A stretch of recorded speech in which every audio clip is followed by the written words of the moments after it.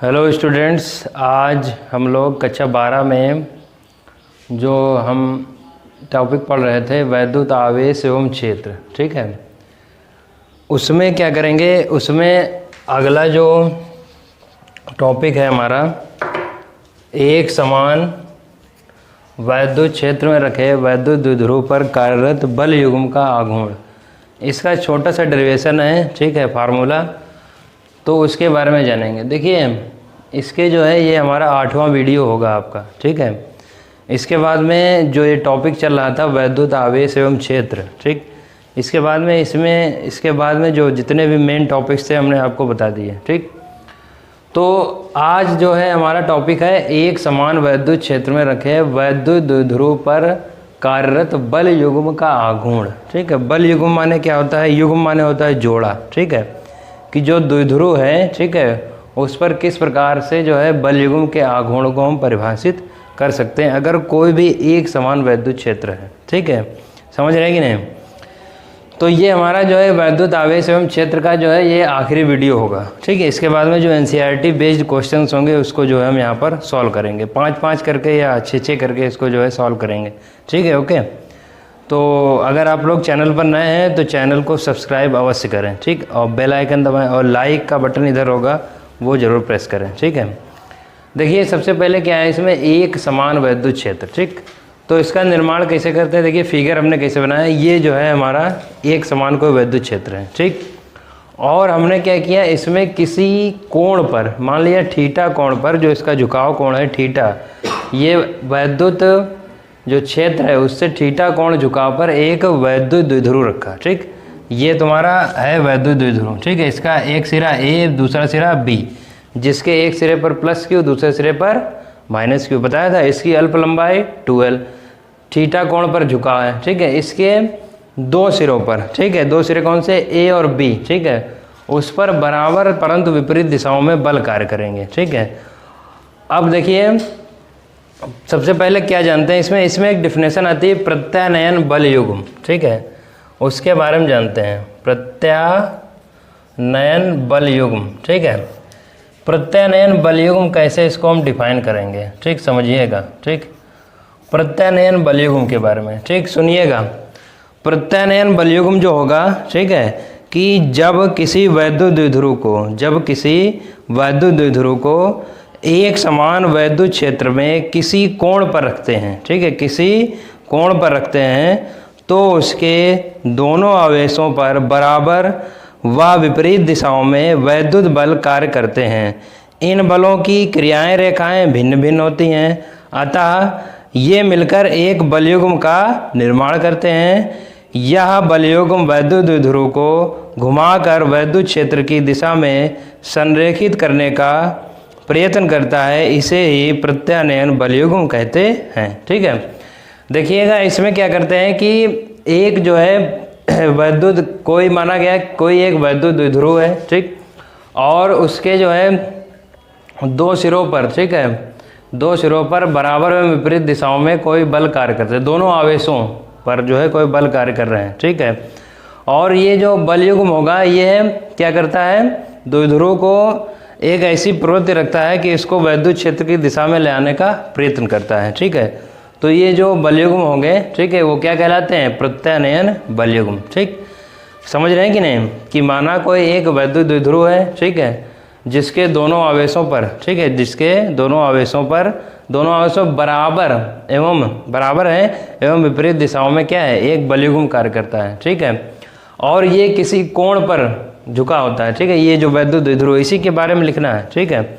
जब किसी कोण पर झुका होता है तो क्या होता है कि ये जो तुम्हारा वैद्युत द्विध्रुव होगा, ठीक है, वैद्युत द्विध्रुव का जो बल युग्म निकलता है ये इसकी दिशा में लाने का प्रयत्न करता है। इसे ही प्रत्यानयन बल युग्म कहते हैं, ठीक। डेरिवेशन कैसे करेंगे, ठीक है। देखिए, प्रत्यानयन बल युग्म की डेफिनेशन लिख लीजिएगा आप लोग, ठीक है। डेरिवेशन में सबसे पहले क्या होगा, देखिए, डेरिवेशन में ये है कि माना कोई एक प्लस क्यू और माइनस क्यू आवेशों से मिला हुआ, या यूँ कह लीजिए कि प्लस, माना कोई एक वैद्युत द्विध्रुव है, ठीक है, जिसके ए सिरे पर, ए सिरा माना गया कि नहीं, ए सिरे पर प्लस क्यू आवेश तथा बी सिरे पर माइनस क्यू आवेश है, ठीक है। तथा वो एक समान वैद्युत क्षेत्र, ये जो है क्या है, ये जो है एक समान वैद्युत क्षेत्र, जो लाइनिंग तुमको दिख रही है क्या है, एक समान वैद्युत क्षेत्र में किसी कोण, मान लिया गया कोण थीटा पर झुकाव कोण रखा गया है, ठीक है, तथा इनके दोनों, ठीक है, क्या प्लस क्यू सिरे पर, ठीक है, प्लस क्यू सिरे पर माना कोई बल जो है प्रत्यानयन बल लग रहा है, ठीक है, F1, तथा बी सिरे पर कोई बल लग रहा है F2, ठीक है। अब देखिए इसमें क्या करेंगे, जो प्लस क्यू आवेश पर, ठीक है, हमने क्या माना है कि जो प्लस क्यू आवेश है, ठीक है, प्लस क्यू आवेश का जो सिरा है, ठीक है, प्लस क्यू आवेश पर लगने वाला वैद्युत बल, ठीक है, लगने वाला वैद्युत बल, ठीक है। तो इसमें देखिए यहाँ पर क्यू ई कैसे रखा गया है, क्योंकि इसके पहले भी हमने बताया था जो इंटेंसिटी होती है, चूँकि ये वैद्युत द्विध्रुव एक समान वैद्युत क्षेत्र में रखा गया है, जो इंटेंसिटी होती है वो जो तुम्हारा जो है इलेक्ट्रिक फोर्स होगा, ठीक है, वैद्युत बल होगा अपान में जो इसका आवेश होता है, ठीक, चार्ज होता है, उसके अपान में होता है। तो अगर कहेंगे तो तुमको मालूम है कि E बराबर क्या होता है, E बराबर हमने बताया था F/Q0 होता है, ठीक है, और F इक्वल जब निकालेंगे तो उससे QE निकल आएगा, ठीक है, क्लियर है कि नहीं। E बराबर क्या होता है, ठीक, वहाँ पर परीक्षण आवेश लिया गया था, E बराबर क्या होता है F/Q0, यदि यहाँ F की वैल्यू निकालेंगे तो क्या होगा Q0E होगा कि नहीं, ठीक, और यहाँ आवेश है प्लस Q आवेश है, तो यहाँ पर क्या करेंगे, प्लस Q आवेश है तो यहाँ पर क्या करेंगे, Q रख दो, माइनस Q आवेश है तो Q रख देंगे, क्योंकि चार्ज जो है डिपेंड नहीं करता यहाँ पर, ठीक है, चार्ज ये दर्शा रहा है कि ये एक वैद्युत द्विध्रुव का निर्माण कर रहे हैं, ठीक है, क्लियर है। अब देखिए प्लस Q आवेश पर लगने वाला वैद्युत बल हमने माना F1 है, कितना है F1, ठीक है, जो F1 होगा इस पर जो लग रहा है, ठीक है, वो F1 किसके इक्वल होगा, QE के इक्वल, किसके इक्वल होगा, QE के इक्वल। इसी प्रकार माइनस Q आवेश के कारण, ठीक है, माइनस Q आवेश के कारण लिख लो इसमें, ठीक है, पर नहीं, के कारण होगा यहाँ पर, ठीक है, सेंटेंस बन नहीं रहा, के कारण, ठीक, के कारण, ठीक, यहाँ पर भी हमने लिख लिया माइनस Q आवेश के कारण लगने वाला वैद्युत बल, ठीक, इसको हमने मान लिया क्या, इसको मान लिया F2 क्या होगा, ये भी जो होगा क्या होगा QE के इक्वल होगा, ठीक है, समझ रहे हैं कि नहीं। अब हमको निकालना है, ठीक है, देखिए बलयुग्म का आघूर्ण निकालना है, ठीक है, ये तुम्हारे जो होंगे ये क्या हो गए, ये वैद्युत द्विध्रुव के जो सिरे थे उन पर लगने वाले बल निकला है, ठीक है, देखिए बल F1 है और F2 है, तो ये जोड़े बन रहे हैं कि नहीं, दो के। बलयुग्म का आघूर्ण निकालने के लिए क्या लिखेंगे, देखिए चूंकि F1 और F2 जो है द्विध्रुव के एक सिरे पर, ठीक है, मतलब पहले या दूसरे सिरे पर लग रहे हैं, चूंकि ये परिमाण में क्या है, बराबर हैं, परंतु ये इनकी विपरीत दिशाएं हैं, ठीक है। तो इसमें क्या होगा कि जो इनका बलयुग्म का आघूर्ण होता है, ठीक है, चूंकि आघूर्ण आपने पढ़ा था, आघूर्ण जो होता है, आघूर्ण कक्षा 11 में हमने बताया था आप लोगों को, ठीक है, आघूर्ण क्या होता है, किसी एक बल का परिमाण, ठीक है, और उसकी क्रिया रेखा से लंबवत दूरी का जो गुणनफल होता है वो उसके आघूर्ण के बराबर होता है, ठीक है। तो कंडीशन इसमें भी वही लगेगी कि क्या, जो आघूर्ण होगा, ठीक है, आघूर्ण जो इसका क्या आघूर्ण होता है, वो आघूर्ण को पहले भी टाउ से लिखते थे, इसमें भी टो या टाउ जो भी लिखा जाता है, ठीक है, टाउ भी लिखा जाता है, टाउ बोला जाता है, हिंदी वहाँ देखेंगे किताबों में तो टो लिखा होगा, ठीक है। तो जो इसका टो होगा या टाउ होगा, ठीक है, वो किसके इक्वल होगा, हम बलयुग्म का आघूर्ण निकाल रहे हैं ये, ठीक है, यहाँ पर लिख लेंगे अतः बलयुग्म का आघूर्ण, अतः बलयुग्म का आघूर्ण, ठीक है। तो आघूर्ण क्या होगा, टाउ बराबर क्या होगा, किसी एक बल का परिमाण, किसी एक बल का परिमाण, किसी एक बल का परिमाण गुणे लंबवत दूरी, ठीक है, लंबवत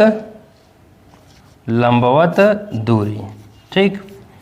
देखिए किसी एक बल का परिमाण ले लो, चूँकि परिमाण जो है बलों के, ठीक है, बलों के परिमाण से संबंध मतलब है कि जो इनकी वैल्यू है, ठीक है, वो क्या है, बराबर है। तो इसमें क्या लिया जाएगा, क्यू ई लिया जाएगा। लेकिन जो लंबवत दूरी होगी, लंबवत दूरी जो होगी वो यहाँ से यहाँ तक, जो ए सी जो हमने बनाया है, ये ए सी, ये इसकी जो है परपेंडिकुलर डिस्टेंस होगी। क्या होगी, परपेंडिकुलर डिस्टेंस होगी। अब जब परपेंडिकुलर डिस्टेंस होगी तो यहाँ पर हमको मालूम तो है नहीं यहाँ पर कि इसकी परपेंडिकुलर डिस्टेंस कितनी होगी, ठीक। तो निकालने के लिए देखिए क्या करते हैं, चूँकि हमने यहाँ पर ये बनाया है, ये एंगल बनाया है थीटा, ठीक है, ये एंगल थीटा बनाया है कि नहीं बनाया, ठीक है, इधर का दिखाई दे रहा है। तो देखिए ये एंगल बनाया है थीटा, ठीक। तो देखिए हम इसको अलग बना दे रहे हैं, आप समझ जाइए। आप ऐसे, ये एंगल है थीटा, है कि नहीं, क्लियर है। और ये इसकी दूरी जो है 2l है, ठीक, क्लियर। आप देखिए ये जो होगा ये इसका होगा लंब, ठीक है, ये इसका क्या होगा, ये इसका लंब होगा, नीचे का आधार होगा और ये इसका जो है कर्ण होगा, ठीक। क्योंकि हमको जो है ये बताना है कि इसकी वैल्यू निकालने के लिए हम क्या कर सकते हैं, इसकी वैल्यू निकालने के लिए, कौन सा, लंब निकालने के लिए। तो हम इसका रेशियो कौन सा लगाएंगे, रेशियो लगाएंगे साइन का, ठीक है। अब पूछेंगे साइन का ही रेशियो क्यों लगाएंगे, क्योंकि साइन के रेशियो में क्या होता है, लंब बटे कर्ण होता है, ठीक है, लंब बटे कर्ण होता है कि नहीं। कर्ण की वैल्यू दी गई है, ठीक है, तो जाहिर सी बात है हम जो AC की वैल्यू है वो फाइंड कर सकते हैं, ठीक है। इसको लिखना है, साइड में लिख लीजिएगा इधर, ठीक।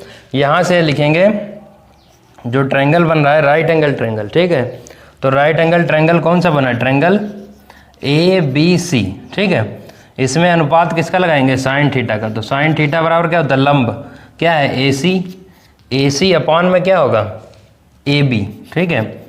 तो AC अपॉन में AB, ठीक। तो AC की जब वैल्यू निकालेंगे, AB की वैल्यू कितनी है, यहाँ से देखो 2l है कि नहीं, ठीक। तो यहाँ से जो वैल्यू निकलेगी वो क्या निकलेगी, 2l साइन थीटा, क्लियर है, 2l साइन थीटा। तो जो लंबवत दूरी होगी वो किसके इक्वल होगी, 2l साइन थीटा की। बल का परिमाण कितना होगा, ठीक।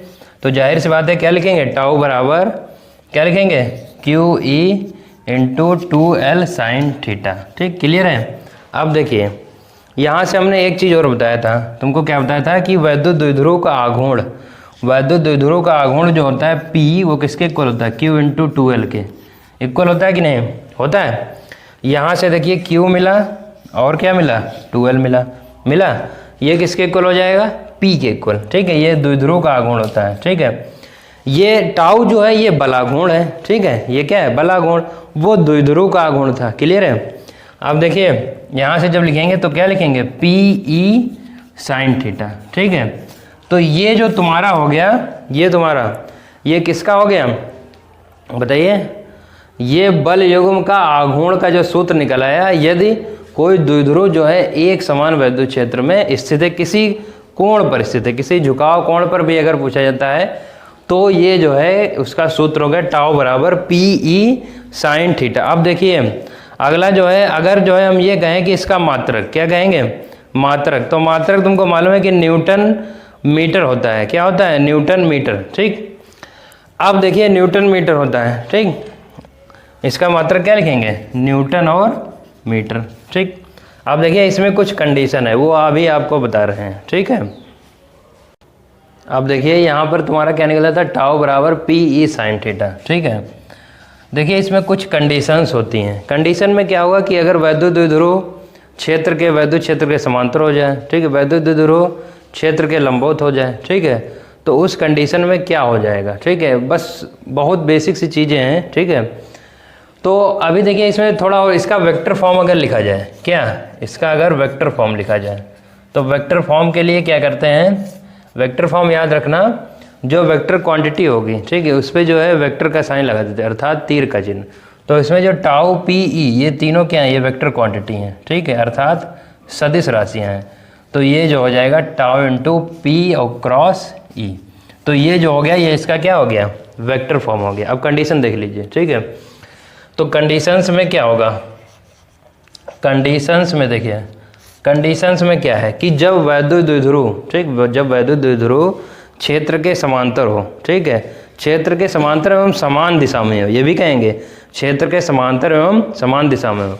तो देखिए जब क्षेत्र के समांतर और समान दिशा में होगा इधर, तो जो इसका एंगल होगा, क्या जो एंगल होगा, देखिए ये तुम्हारा है वैद्युत क्षेत्र और इसी की जो है डायरेक्शन में है, तो जो इसका एंगल होगा वो 0 डिग्री होगा। ठीक, 3 कंडीशन बताएंगे अभी यहीं से। ठीक है, जो इसका एंगल होगा वो 0 डिग्री। अगर ये कह दिया जाए कि क्षेत्र के समांतर एवं विपरीत दिशा में है, तो विपरीत दिशा में क्या होगा, ये इधर होगा। ठीक है, ये वैद्युत क्षेत्र इधर है लेकिन इसकी दिशा इधर हो जाएगी, तो जो एंगल बनेगा वो 180 बन जाएगा। कितना बन जाएगा, 180 बन जाएगा। ठीक है, और अगर इसका जो कह दिया जाए कि जो वैद्युत द्विध्रुव इसके परपेंडिकुलर अर्थात लंबवत है, तो इसका एंगल जो बन जाएगा वो 90 डिग्री। बिल्कुल क्लियर होगा, ये कभी नहीं भूलेंगे आप। ठीक है, कि क्षेत्र के समांतर द्विध्रुव की बात हो रही है, द्विध्रुव या कोई भी चीज़ हो, अगर ये तुम्हारे ये जो हमने ये बात बताई है ये वैद्युत क्षेत्र में भी आएगा और चुंबकीय क्षेत्र में भी यही बिल्कुल जो है सेम चीज़ें लागू होंगी। ठीक है, तो देखिए ये जो है क्षेत्र के समांतर में समान दिशा में 0 डिग्री लेगा, और अगर विपरीत दिशा में तो 180 डिग्री लेगा, और अगर परपेंडिकुलर लंबवत है तो 90 डिग्री लेगा। क्लियर है। अब देखिए कंडीशन में पहला लिखेंगे कि अगर क्षेत्र के समांतर हो, ठीक है, वैद्युत द्विध्रुव, और क्या क्षेत्र के समांतर और समान दिशा में वैद्युत क्षेत्र की, ठीक है, तो इसकी थीटा इक्वल कितना होगा, जो झुकाव कोण होगा, ठीक है, वो कितना होगा, 0। ठीक है, तो 0 होगा तो इससे लेंगे हम। ठीक है, तो टाउ इक्वल क्या हो जाएगा, PE sin 0। ठीक है, बिकॉज sin 0 की वैल्यू जो होती है वो 0। ठीक है, it means value of tau is 0। ठीक है, टाउ की जो वैल्यू होगी वो पूरी क्या हो जाएगी, 0। क्यों, क्योंकि because sin 0 equal 0 then tau equal 0। ठीक है, जो बल युग्म का आघूर्ण होगा वो 0 के इक्वल हो जाएगा। दूसरी कंडीशन देखिए, ये पहली कंडीशन हो गई। ठीक, दूसरी कंडीशन में क्या करेंगे, दूसरी कंडीशन में अगर थीटा 180 के इक्वल, अब 180 होता कब है, देखिए कुछ कहते हैं कि सर इसमें भी 0 आएगा, इसमें भी 0 आ जाएगा, लेकिन इसका अंतर क्या होता है, अंतर ये होता है कि वो वैद्युत क्षेत्र की दिशा में होगा, ये इसकी विपरीत दिशा में। कौन, द्विध्रुव की बात हो रही है। ठीक है, तो देखिए इसमें क्या करेंगे, टाउ इक्वल PE sin 180। ठीक है, तो sin 180 का जब वैल्यू निकालेंगे तो वो भी 0 के इक्वल होगा। क्यों, क्योंकि sin 90 + 90 कर देंगे, वो cos 90 जो होती है वो वैल्यू 0 होती है। ठीक है, इसलिए इसमें टाउ इक्वल क्या आ जाएगा, 0। लेकिन कंडीशन अलग है। कंडीशन यहाँ पर क्या है, क्षेत्र के समांतर एवं समान दिशा में, क्षेत्र के समांतर एवं विपरीत दिशा में। ठीक, दूसरी चीज़ कंडीशन आएगी तीसरी भी देख लीजिए। इसमें जो है इसका मान जो है मैक्सिमम रहेगा। ठीक है, जो तुम्हारा बलयुग्म का आघूर्ण होगा, जो तीसरा पॉइंट हम बता रहे हैं कि जो 90 डिग्री होगा, उसमें जो बलयुग्म का आघूर्ण होगा उसका जो वैल्यू होती है वो मैक्सिमम होती है। ठीक है, तो मैक्सिमम वैल्यू के लिए क्या करते हैं, थीटा जो होगा वो परपेंडिकुलर होगा, सॉरी वैद्युत द्विध्रुव जो है वो परपेंडिकुलर अर्थात थीटा 90 डिग्री पर होगा। ठीक है, तो टाउ इक्वल क्या हो जाएगा, PE sin 90। ठीक, और sin 90 की वैल्यू यू नो यस 1 होती है, तो टाउ इक्वल क्या हो जाएगा, PE।